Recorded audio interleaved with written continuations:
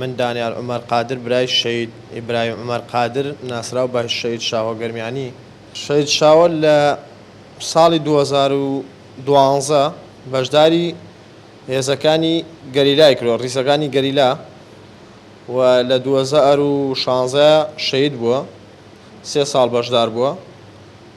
2017 شەید بووە. شەید بوونەکەی لە شەمزینان لە ڕێی خاکی کوردستانە. شەید شاوە بۆ ئەوە بەشداری هێزەکانی گەریلای کرد.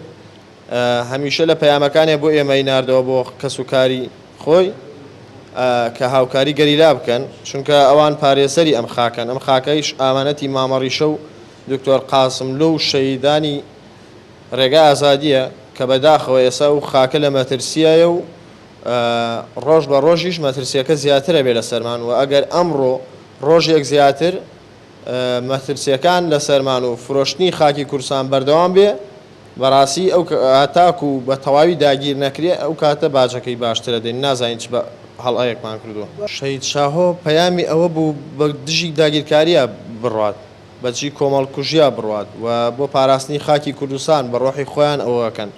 بەڵام بەداخەوە هەم خاکی کوردستان و هەم خوێنی شەیدانمان لەلایەن چەند بنەماڵ و بەرپرسێکەوە چەند حیزبێکی دیاریکراوە بە هەڕاجە فرۆشرێ و لە ئایندەیشا ئەگەر بەردەوام بن و خەڵکی کوردستان نێنە دەنگ لەسەری، بەداخەوە ئەو هەڵەمێژویە ئەسەرمێن لەسەرمان.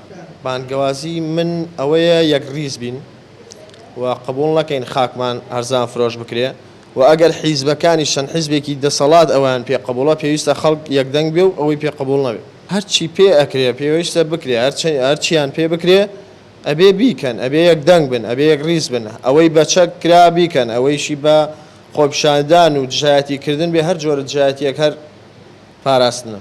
هیچ کاتێک نە لە پێش شەید شاو نە ئێستاش هیچ کاتی ئامادەی ئەوە نەبووم، ئامادە نەبووم ئەو خاکە هەروە هەرزان فرۆش کرێ و دژمن داگیری بکە، و ئیشەڵا هەرگیز ئەوەش قبول ناکەین و بەردەوام ببین لەسەر ڕێگەی شەید شاهۆ و شەیدانی تر.